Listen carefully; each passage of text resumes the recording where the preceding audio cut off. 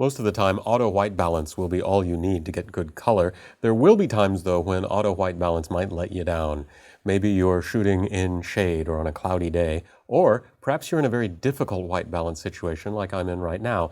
We've got a mixed lighting situation here. We've got daylight lights mixed with tungsten lights. And the practical upshot is those flowers back there, which are supposed to be white, are looking very yellowish or orangish, and that's going to confuse the white balance on the camera.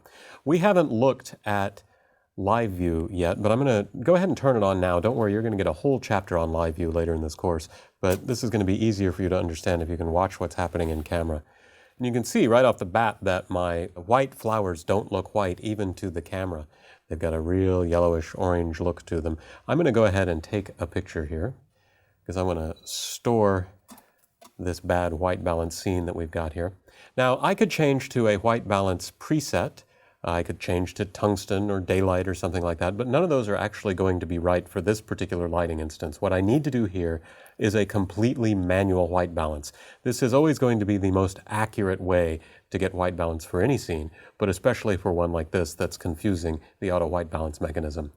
So the manual white balance process starts by pointing at something that is a neutral gray or a white. So I'm going to ask Lauren to put this big piece of white foam core in the scene. And if Lauren is not hanging around your scene, that's okay. You can get someone else to do this. You just need a piece of white paper, something white, or again, a neutral gray. It needs to fill most of the frame. Most importantly, it needs to be back there in the light. Notice he's not putting it right here in front of the camera. It needs to have the light on it that's causing the problem. Now I need to take a picture of it. I'm going to switch to manual white balance or manual focus right now because that bare white card the camera's not, autofocus is not going to be able to focus on. And I'm just going to take a picture. So now I have a picture of my white card. I'm going to switch back to autofocus. Lauren, you can take the card out of there. Thank you. I'm going to use that as a reference for the camera to generate a correct white balance off of. I'm going to go into my menuing system here now. And in the second page of the shooting menu, you'll find two white balance related entries. Actually, you'll find three, but we're only going to use two of them. White balance, which you can see is currently set to auto white balance. With this command, I can do the exact same thing that I would do if I simply pushed the white balance button up here and chose a new white balance. And down here, custom white balance. This is what I want right now. I'm going to hit set. And when I do, it shows me the last image that I took, which in this case is my white card.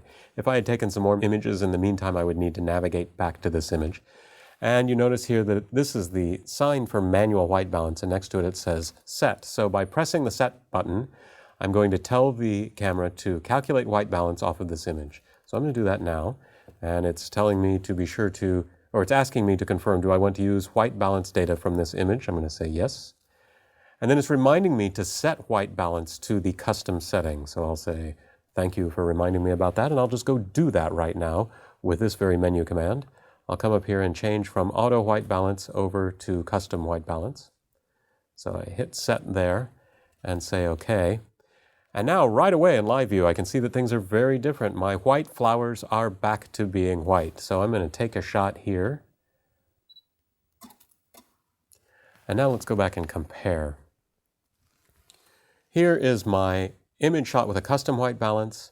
Here is the image shot with auto white balance, and you can see there's a big difference between the two, a huge color shift here. So this is a much better white balance for my white flowers. But you might be saying, I like the other image better because it's got all that nice warmth to it. That's fine. From an aesthetic standpoint, you might like having more warmth in your image. I would argue that it's better, though, to shoot for accuracy. You can always warm and cool an image later in your image editor. It's very difficult to correct a bad white balance, especially if it's a scene with lots of different colors in it, and especially if you're shooting JPEG. Now, if you're shooting RAW, you can always change white balance after the fact. It would be very easy to correct this RAW file in my image editor. That said, if I get white balance right in camera, it's going to save me a lot of image editing time later. So I would impress upon you to always go for accurate white balance in camera, both because it's difficult to correct later and it's a time saver. If you get it right in camera, it's less editing than you need to do later. One of the most important things to know about working with white balance is that the really hard part of the work is not what's done in camera.